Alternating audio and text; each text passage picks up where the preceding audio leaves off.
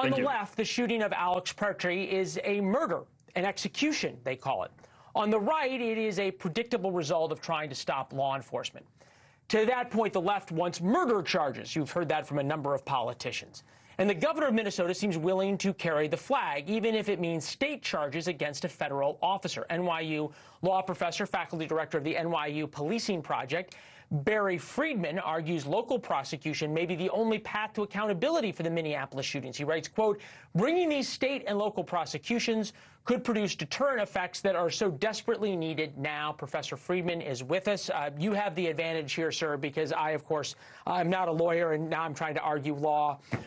With a law professor, when I first prepared for this segment, I thought to myself, what could possibly go wrong with local prosecutors going out after federal agents? But this article argues that basically the supremacy clause of the Constitution, which typically has been used to claim immunity for federal officers, does not apply to federal officers who you say have committed a crime. That's right, Leland.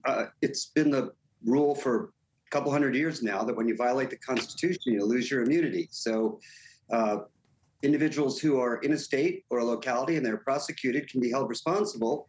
And as long as they violated the Constitution, they lose that immunity.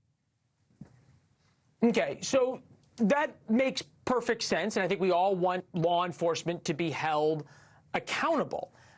The question would be, though, what happens when this is on the other foot, right? This now allows, does it not, every local prosecutor, whether in a dark blue city or a dark red city, to prosecute any federal officer they don't like because they can find some reason to claim they violated the Constitution. Sure. I mean, what's good for the goose ought to be good for the gander. That's the way that it should be. I just want to point out that here we are in 2026. And, you know, you were pointing out you were unaware of this. I mean, it's not like this has been a raft throughout the years of state officials prosecuting federal officials. It's rare, but in the cases where it's appropriate, it happens. Right. No, I think that's a great point. It is rare, but one of the reasons is I think people realize what an enormous step it would be. And I just think about all of a sudden a prosecutor in, again, a dark red state, all of a sudden deciding, obviously it was at the Capitol, so it's a little different, but the officer who shot Ashley Babbitt during January 6th, suddenly all of a sudden they're being arrested for murder, and now every federal agent is scared to do their job if they're in a jurisdiction that isn't politically favorable, right? I mean, it's true throughout American history, if you think about it, that, you know, the right, one party's in charge at one point, another party's in charge in another. It's different in all the states. But when the shoe is on the other foot, you know, again, you realize it could be on your foot the next time. There have not been a raft of these prosecutions because generally— But that used to be the thing that kept our relative political powers from doing sort of overtly stupid things, was the idea that the next time, you know, in 4 years, it's going to be somebody else. That kind of went out the window, certainly with the Biden administration. It's now equally out the window with the Trump administration in many ways.